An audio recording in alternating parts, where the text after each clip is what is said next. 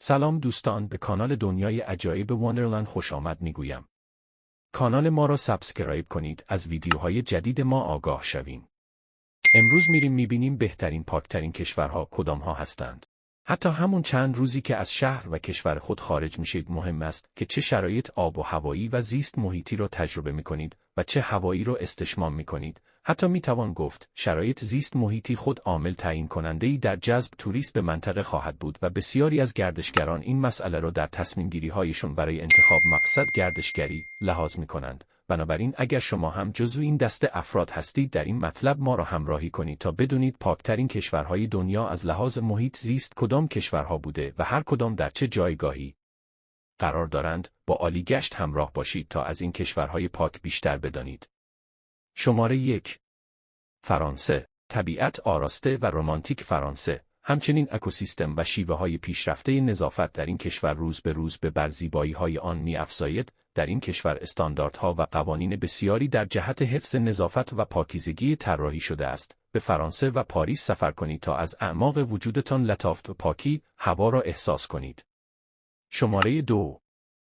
سوئیس به لحاظ طبیعت زیبا و کوههای سرسبزی که دارد به نوعی بهشت روی زمین است. این کشور به 3 بخش ژورا، فلات سوئیس و رشته کوههای آلپ تقسیم می شود. شاخص عملکرد زیست محیطی سوئیس 89.1 است که طبیعت مدهوش کننده سوئیس هر روز این عدد را بالاتر می برد. شماره 3. کاستاریکا. با توجه به برنامه توسعه ایالات متحده آمریکا و قدرت اقتصادی کاستاریکا، زیبایی و پاکی در این سرزمین به اوج خود رسیده است. شاخص عملکرد زیست محیطی این کشور 86.4 است که بالاترین طول عمر را به ساکنان خود هدیه می کند. سیستم آب رسانی فوق‌العاده بهداشتی و منحصر به فرد این کشور یکی از تدابیر خاص نظافتی کاستاریکا می باشد. شماره 4. سوئد. شاخص عملکرد زیست محیطی سوئد 86.3 است. در سوئد قوانین سختگیرانه‌ای برای نظافت در نظر گرفته شده است.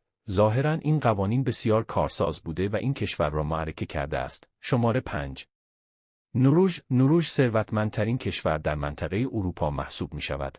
علاوه بر این، نروژ سرشار از مکانهای رویایی و مناظر زیباست و هنرنمایی خداوند را می توان در آن مناطق شاهد بود. نروژ همواره در تلاش است جایگاه خود را ارتقا داده و در حفظ این زیبایی‌ها کوشا باشد. شماره 6.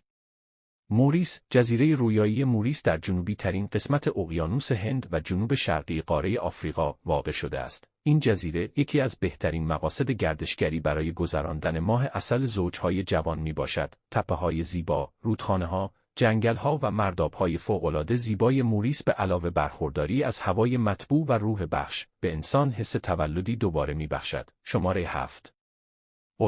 اتریش یک کشور سرسبز و زیبای اروپایی است. شاخص عملکرد زیست محیطی این کشور 100 می‌باشد. آنقدر هوای این کشور مطبوع و سالم است و محیط تمیز و چشم نوازی دارد که جایگاهی در صدر جدول تمیزترین کشورهای جهان را به خود اختصاص داده است. شماره 8. کلمبیا. این کشور را می توانید برای ماه عسل و سپری کردن بهترین روزهای زندگیتون انتخاب کنید. کلمی آنقدر زیبایی دارد و کوهها و فضای سبزش آنقدر چشم نواز است که به افرادی که مبتلا به بیماری بوده و احتیاج به محیطی سالم، امن و آرام دارند توصیه می شود این کشور را برای زندگی انتخاب کنند. کلمبیا به عنوان تمیزترین کشور دنیا در سال 2013 شناخته شده است.